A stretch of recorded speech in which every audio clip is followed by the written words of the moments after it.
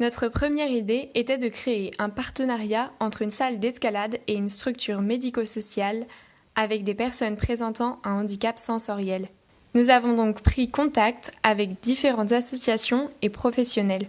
Sans réponse, nous nous sommes rendus compte qu'il n'y avait pas forcément de demande ou que ce type de projet était déjà mis en place. Finalement, c'est au cours d'une discussion avec l'ancienne maître de stage d'Amandine, Michel, qui travaille en CESAD, et une amie de Marie-Lucie, Nancy, danseuse et en formation dans un grand studio pour devenir professeure de danse, que nous avons complètement modifié notre projet. Michel souhaitait depuis longtemps se mettre en lien avec une école de danse, tandis que Nancy nous avait fait part de ses difficultés avec certains de ses élèves porteurs de handicap. C'était l'occasion parfaite pour monter un projet collaboratif.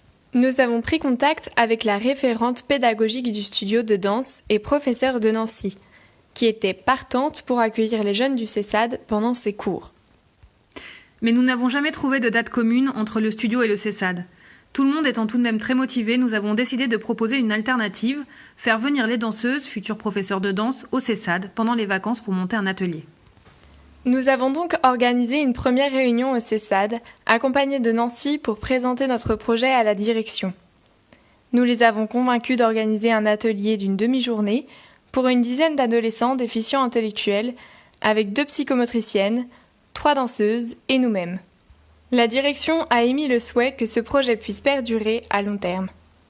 Quelque temps après, nous avons fait une réunion Zoom avec les 2 psychomotriciennes, les 3 danseuses et leur professeur de pédagogie afin de définir le déroulement de la séance que nous avions pré-préparée grâce à un drive commun. Le jour J, après un dernier brief avant l'arrivée des adolescents, la séance a pu commencer. Les exercices se sont enchaînés. Jeu des prénoms par des gestes, marche, prise de conscience corporelle, travail sur le poids, duo, battle, danse libre et chorégraphie commune sur Beyoncé. Les jeunes ont vraiment joué le jeu et nous ont bluffés.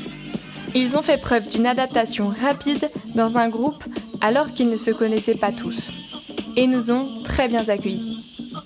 Le temps de parole à la fin en a été le témoignage. C'était super! J'aimerais bien refaire. Moi, je suis quelqu'un de très réservé, ce n'était pas facile pour moi, mais je suis une danseuse. Seul regret, pour l'unique garçon, de ne pas avoir été accompagné par d'autres garçons.